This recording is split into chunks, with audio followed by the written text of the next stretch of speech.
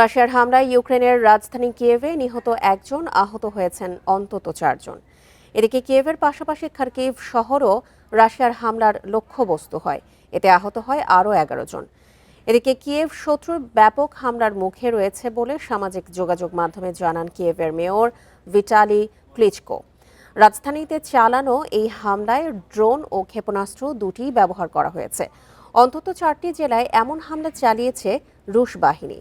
হামলায় হতাহতের পাশাপাশি ক্ষতিগ্রস্ত হয় বিভিন্ন অবকাঠামো, যার মধ্যে একটি হাসপাতালও রয়েছে বলে নিশ্চিত করেছে কিয়েভের সামরিক প্রশাসনের প্রধান।